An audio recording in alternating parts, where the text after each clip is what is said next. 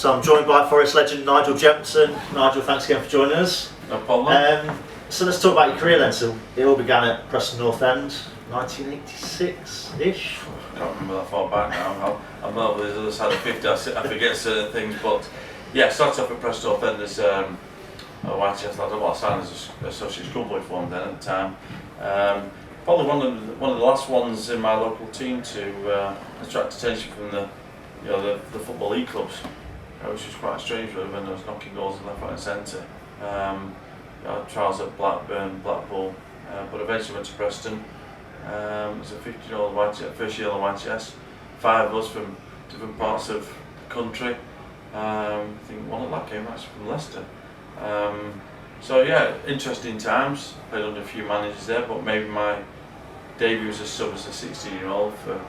We got re-elected, so it was a case of just to come on for a few minutes and let everyone out. But made my full debut at 17 away at Swansea on the Vetchfield and scored after 10 minutes. So was that sort of like trials then, or did somebody actually spot you and say, "Oh, you need to get this lad signed up"? And we had trials, and I went in there and obviously trained for a bit. But it's totally done.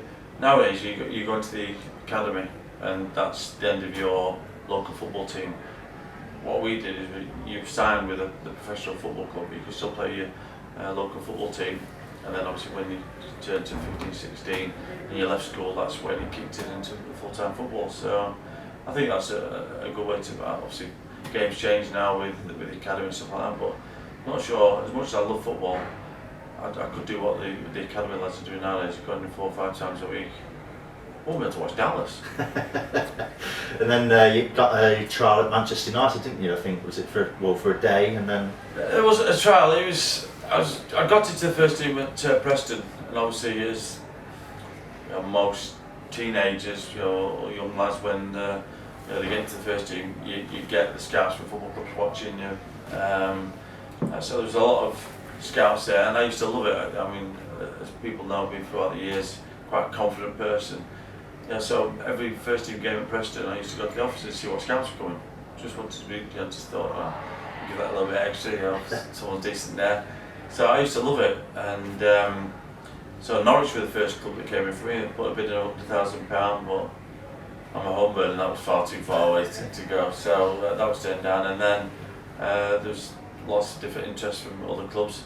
There was talk about Nottingham Forest, but I'd never really heard too much about it. But living in Preston and watching from a distance, you always admired the way Nottingham Forest played, and the one thing that stood out for me was Cloughie always gave youngsters a chance if they were good enough, which is a big thing for me, because what you didn't want to do is you go to a club and rot to the reserves for a few years, or development, or sent out on loan here, there and everywhere. So, and then obviously Manchester United agreed a fee, but Alex Ferguson wanted to have a couple of days to have a look at me before I signed, which John McGrath at the time, he's died since, said to me, "How do you feel about it?" I said, "I don't want to go." And he said, "Well, you need to go and see what you think."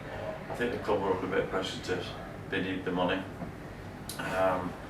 So I think I got the train there.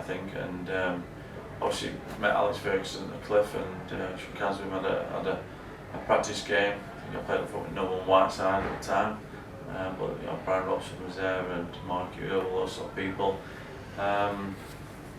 And I can remember coming back and my mum and dad said, "How was it?" And I just went, "Just enjoy it." Just this thing about Manchester United that just gets under my skin, and I'm loving it at the moment that they're struggling. Makes all sure I'm keeping the job because it's taking them nowhere. Good job for you. But it just doesn't feel right, and so I'm just about to have a tea, and the phone rang at home. So I answered the phone, and this voice said, "Can I speak to Nigel?" I said, "It's me, Nigel." And he went, "It's Brian Clough here." Do you think it was a wind-up? Of course you do. I mean, footballers are renowned for it, taking the mic out of it. I thought, who is it? And I just couldn't think sort of thing. And when he went, "Young man," I thought, well, I've got a good chance it is Brian Clough. So he said to me, "I believe you want to sign for me." And I went, "Yeah, that's right, I'd love to." He said, "Good. See you tomorrow, 9 o'clock, don't be late." And that was it. Put the phone down. I think they were playing at QPR that night, so they were down in London. So I obviously told mum and dad, John McGrath rang me and said, right, okay, he got a driver, we'll all go down tomorrow. So there's obviously they got John McGrath's driver, John McGrath, mum and dad and me. So we travelled all the way down to Nottingham, got down there, we weren't late, which was good, so I got a rollicking for that, but I did do later on the line. And it was just strange, so obviously I got there, well, as far as I understood, didn't tell many I said I wasn't going for the second day. Obviously word has it, they got obviously that I was going down there to sign.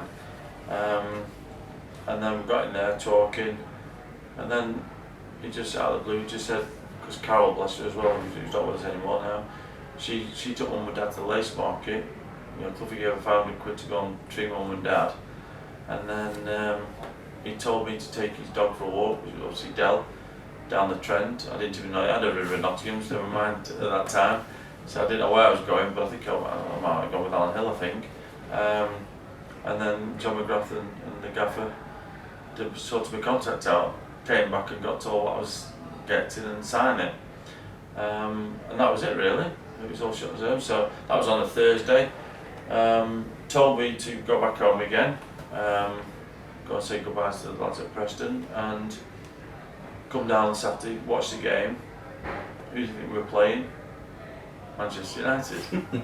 So I did get ignored on the day by Alex Ferguson, and then I was going to stay down there, but we realised then, I think it was Wednesday or Tuesday, we were playing Man City in the reserves at Manchester City, so we told him to go back home again and meet him there, and I turned up late for that game because my dad got stuck around Manchester, and but that was it then. That was how I got to Nottingham Forest.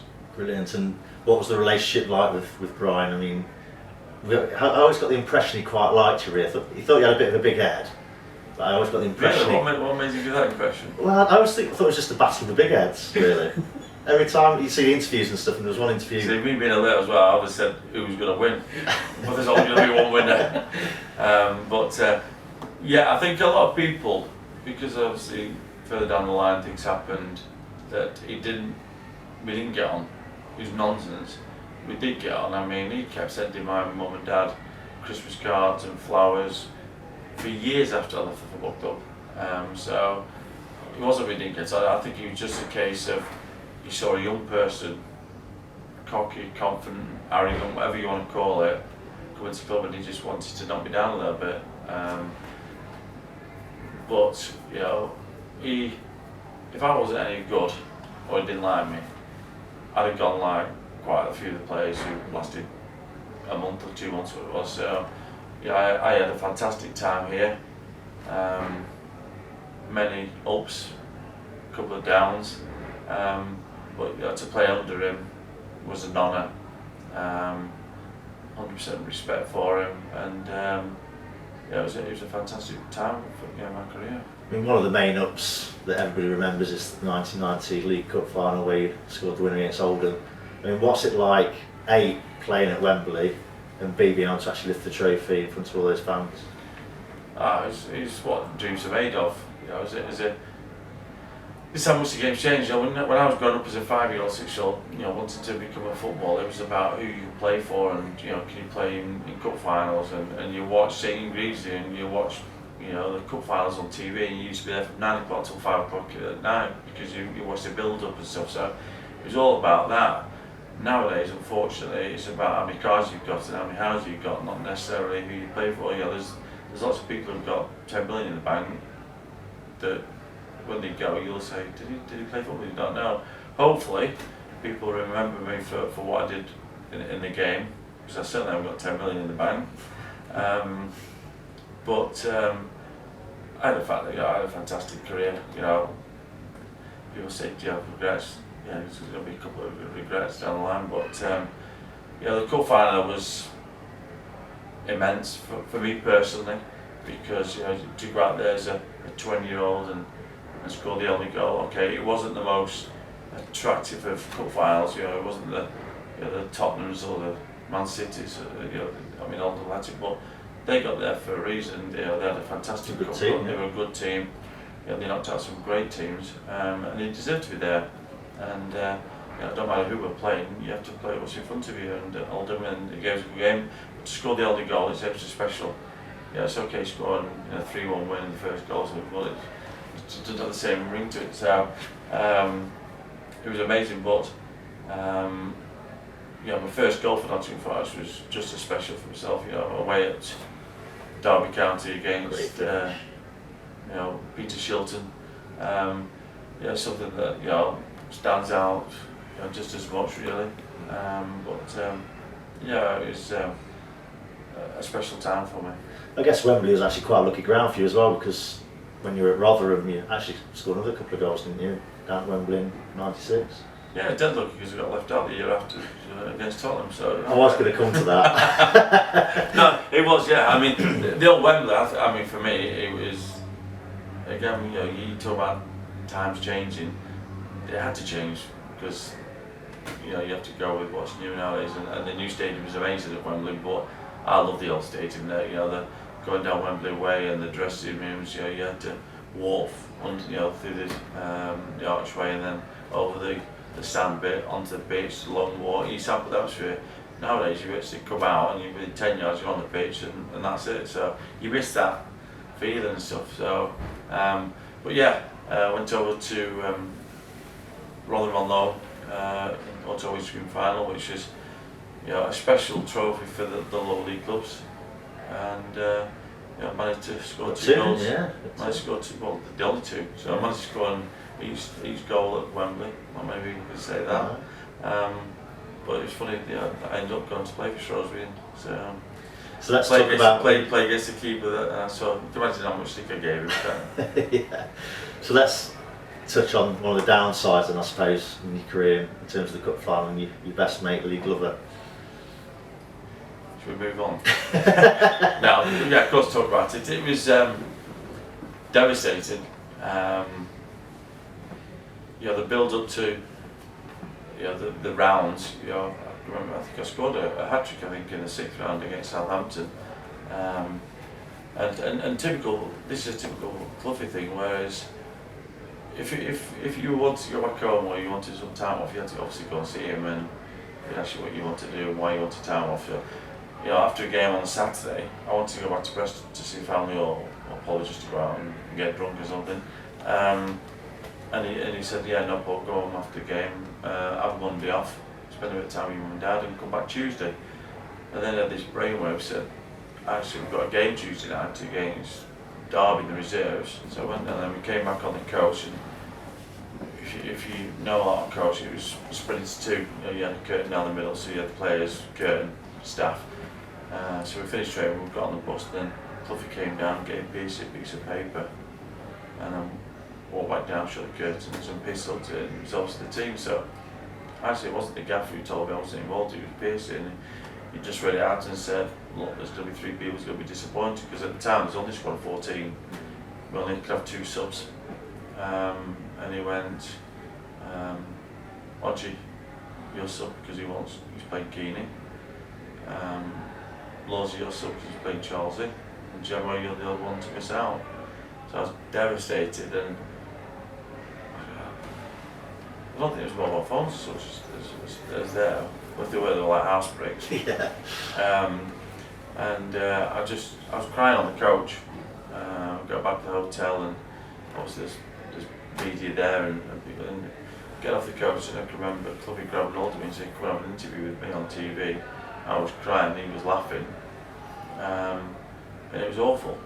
So I get back to my hotel room, ring mum and dad, not playing, don't bother coming down, blah blah, and he came down. And outside the ground on the match day, and he tried to be positive, thinking, well, okay, I'm not playing, but it's not just about me on that day, it's about the team, and obviously my best mate Mark Crossley, I wanted him to do well, which he did, which is the penalty save. But when you see all the supporters and they say, come on Joe, another goal this year, so like, I'm not playing, it was tough. It was funny because he never really gave me an answer why he did leave me out.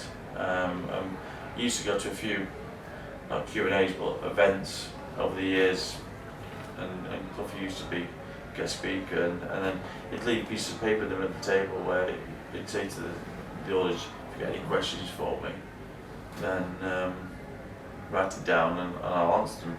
So obviously I'm there with these events, I'm saying to these people on my table, put down, why didn't you put down Jemson? So he picked up and he went, I know where this has come from. and his answer was, I said, you know, why he left behind? And his answer was, because he could. And that was the only answer he gave me.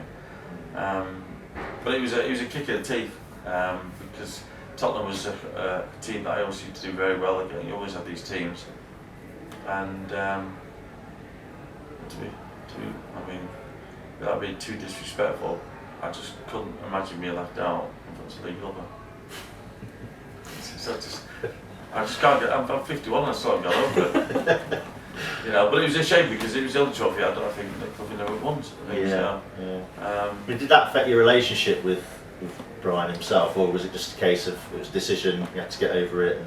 But it's funny because I scored the win the year before, and we came back from Wembley, and everyone just went back home.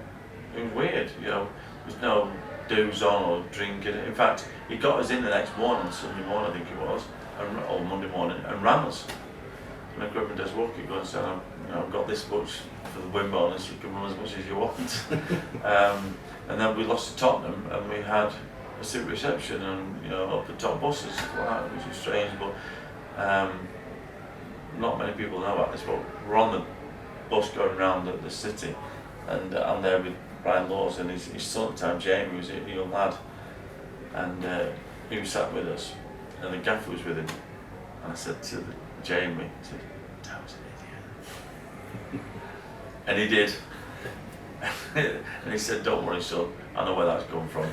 So he knew it was me, but it didn't affect the relationship. Because, at the time, I just thought the writing was on the wall then, you get left out of the cup final, and in the summer they signed Teddy Sheringham, which again obviously was going to be a good signing, but you thought, well, you've got Teddy, I think you paid $2 million for him, you got obviously Nigel there, great player, then obviously you got Lee Glover, who's obviously just played in front of me. Brilliant. Four strikers, yeah, he's lightning pace, I think it was. And then 4 strikers, and I just didn't want to be a big pop player. But I worked hard in pre-season, and I started the season, and so myself, Teddy and Nigel all started up front. And we got up to a good sign. I think I was top scorer, in the league, up to a certain point, and then got injured. I tweaked my hamstring away at Man City in October, I think. And I saw Trevor the next day. He came to watch the reserve game and said, "How's your hamstring?" I said, "That's not too bad, it's just a bit of a twinge." And he said, "Oh, I went to watch last time, I want to buy you." I went, "It's up to you then."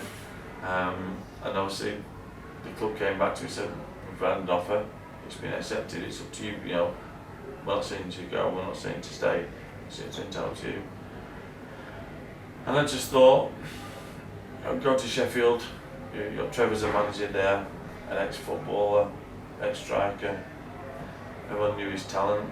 Then you look around some of the dressing room that was there at the time, David Hurst, which, I was excited that I could be playing alongside. I just thought it was probably the right time to go. Because a lot of people thought there might have been a little bit of a fallout because of the cup final, but there wasn't, was there? No fallout whatsoever, no. I just thought it was right, Sheffield Wednesday is a big club as well supported. But in hindsight, I went for talks, the car broke down on the motorway with my agent, we got lost, couldn't find the hotel. I think him upstairs was saying to me, "Don't do it." Yeah. But I did do it. I nearly came back. In fact, I was desperate to come back. Kingsley Black was going to go in a swap deal with me. But he got 3 sign-on fees. I won't say how much, but he got 3 sign-on fees. The club was only going to give him 1 to go, and he wanted all 3, so that was it. It was either that he went in that deal or it was off.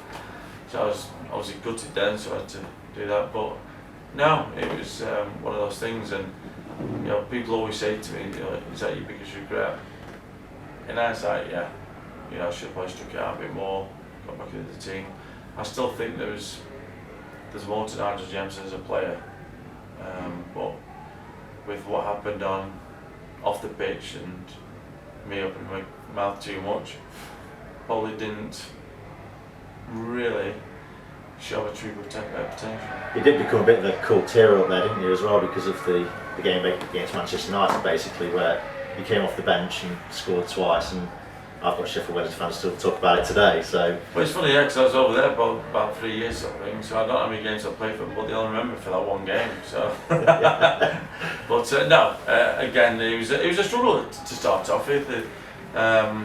Yeah, I think I left at the end of the October, but I had a horrific car crash in January, which sent me back to the end of the season. That season, yeah, lucky to be alive, went into a side of a lorry.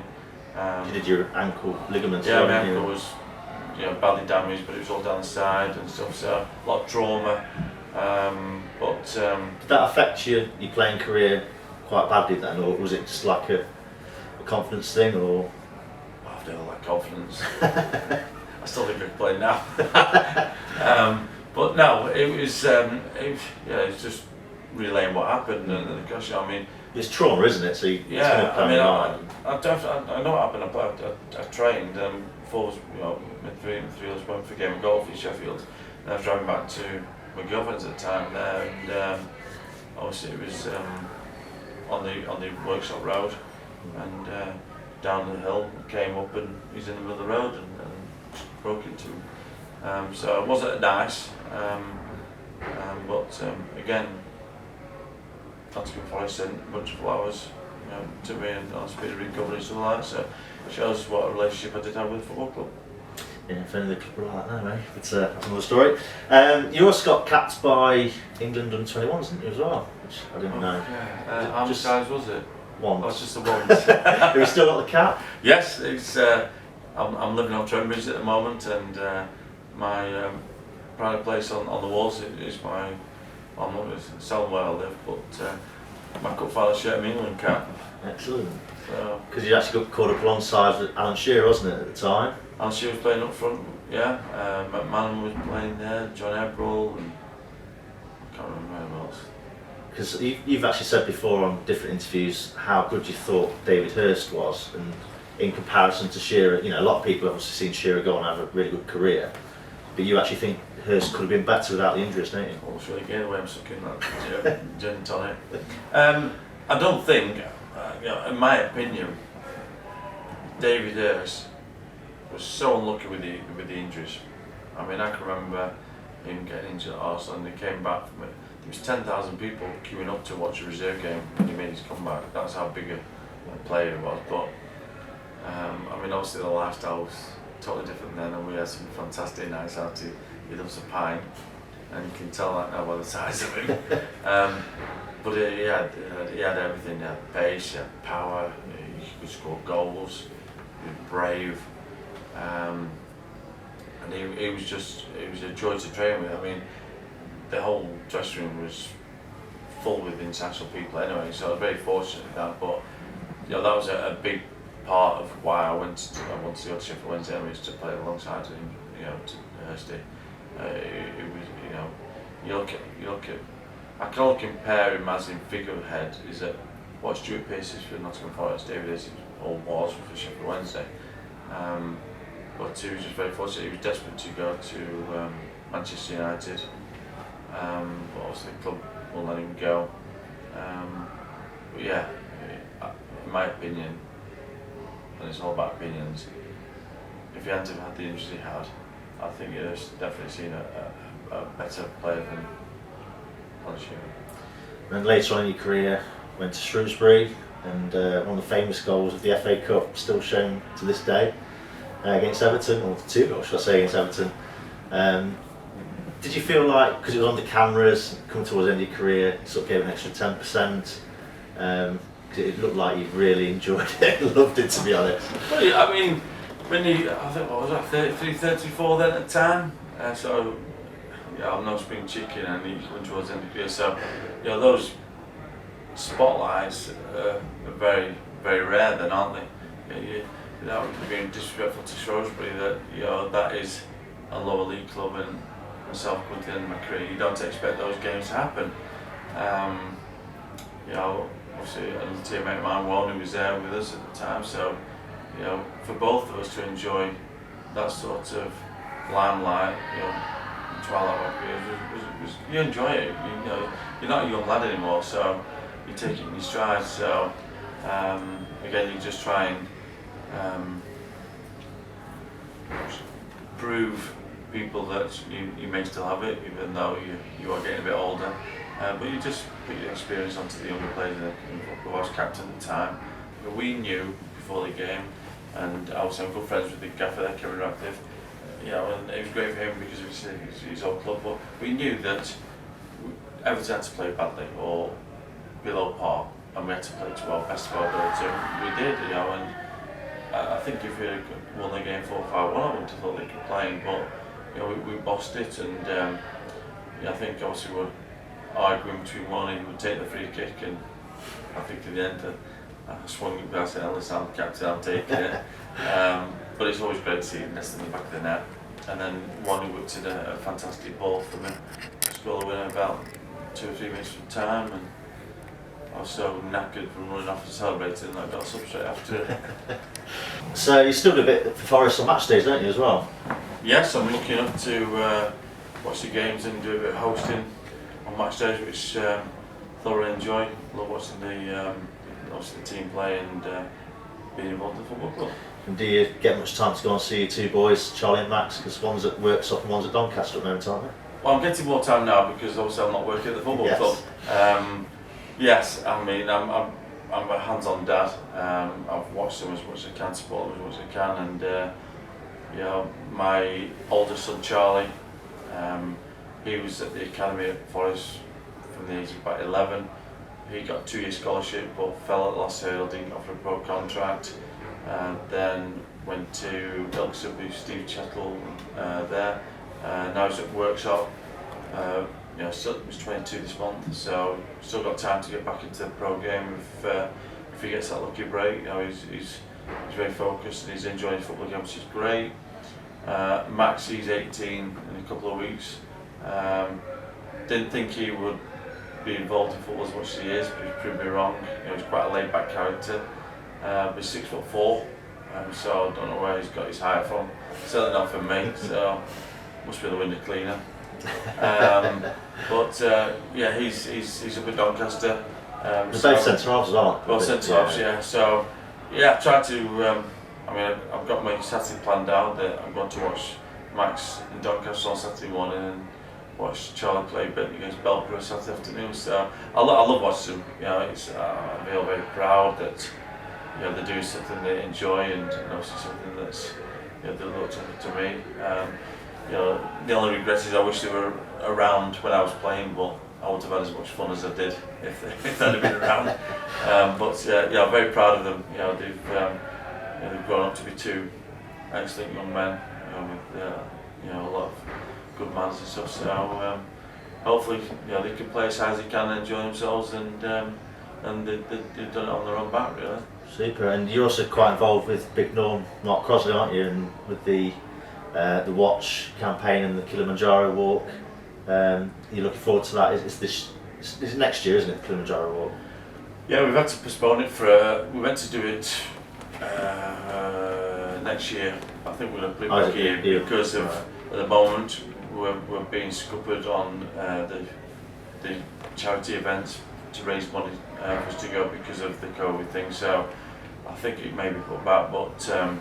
Yeah, I mean, obviously everyone knows Big Norm is my best friend in football. He's a funny lad, and he got doing these walking things on Twitter, and had everyone in stitches, including myself. And you know, a group of ex-pros and other people have come together. You know, walking and talking charity hikes, trying to raise money for the national health and also for mental health. We're doing well, it's going very good, making people aware of what we're doing. People wanted to jump on the bandwagon as in sponsor and raise money, so it's fantastic what everyone's doing. Dean Winnes is in there with his bed bay pillars on top, so between them, they started it all off, and myself now we've got involved, Chris Kirtland, John Parkin, Steve Howard's on there now, so there's quite a few of us there, but there's not just the footballers, there's other people involved, so yeah, it's going to be a lot of fun going forward. But you know, a great course, well, both great courses, and we're going to try and raise as much as we can. And yeah, we've all had challenges in our life. Yeah, I did the 3 beats last year for Forever Stars, and I managed to raise quite a lot of money for that and awareness. And you know, that was one of those things I ticked off and said I'm never going to go walking again. But sometimes I do things without thinking what I'm going to do, and say I'll do things. So yeah, that was tough, but it's, you know, it's made me want to do things. You know, it's about time now. Trying to give back something that, you know, in football or in life. You know, I'll be very fortunate. So if I can help other people, or we can help other people, then yeah, it's going great guns. Top man, best of luck with it, and thanks for joining us. Thank you very much for having me. No problem. Cheers now.